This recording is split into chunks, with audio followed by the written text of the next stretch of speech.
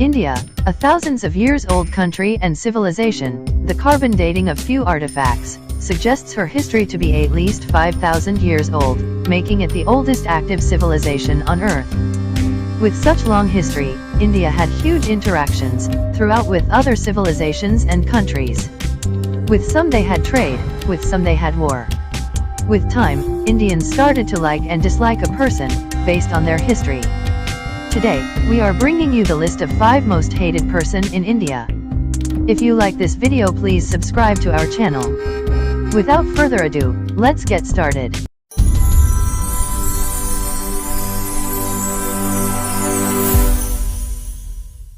Number 5. Lord Curzon, former Viceroy of India. Lord Curzon of Kedleston was Viceroy of India from 1899 to 1905.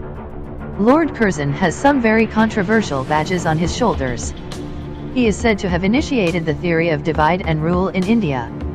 His initial policies intentionally put Hindus and Muslims against each other, to keep them busy fighting each other, instead of British government. He later used these infighting as an opportunity to create a permanent ditch between them by dividing Bengal into Muslim majority East and Hindu majority West, though he was criticized by both the religious groups, but this was more of a psychological damage which then never cemented.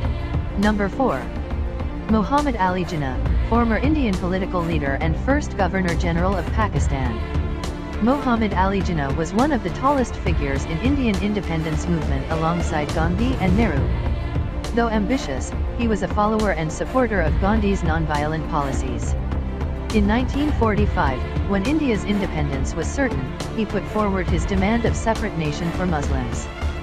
Though British initially ignored his requests, but the subcontinent was soon grabbed by religious riots, which many blamed Jinnah for intentionally fueling the riots to convince British that Hindus and Muslims can no longer live together.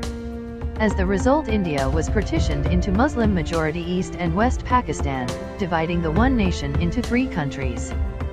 Number 3. Aurangzeb, former emperor of Mughal dynasty. Aurangzeb was 6th emperor of Mughal dynasty, ruled the country from 1658 to 1707.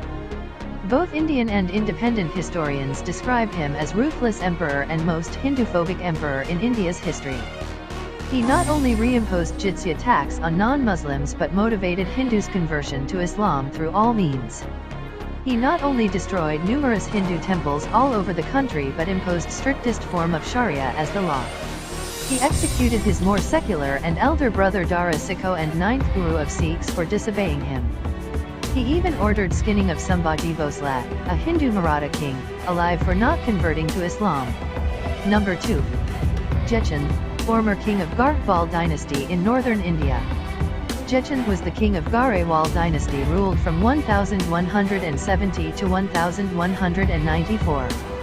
Though there's some controversy about the accuracy of his story, but he is accused of being traitor to his friend, Prithviraj Chauhan, to revenge his insult from the later.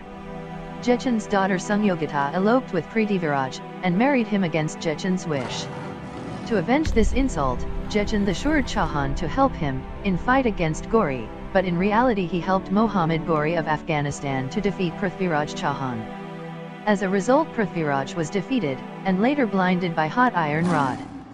However, later Prithviraj Chauhan managed to kill Ghori and committed suicide in prison. Jechand too was killed in 1194 in campaign against Ghurids. Jechand's name is still synonymous to traitor in Indian subcontinent. Number 1. Winston Churchill, former Prime Minister of United Kingdom. Winston Churchill does not actually need any introduction. He is quite celebrated as war hero in the Western world, for leading British victory against Nazi Germany. But, he is equated with Hitler in the subcontinent. Few of his policies made him not only infamous in India but also in Africa. Not only he is accused of racism, but also accused of manufacturing famine in India for asking of independence. The Great Bengal Famine of 1943, which killed approximate 3 million Bengalis, was the direct result of his decision to divert the food from Bengal to Europe as reserve stockpiles. When British officers in India protested against his actions, he wrote in a letter, "If famine in India is so bad, why hasn't Gandhi died yet?" Though he is celebrated out of India, he remains a war criminal and enemy of humanity and decency.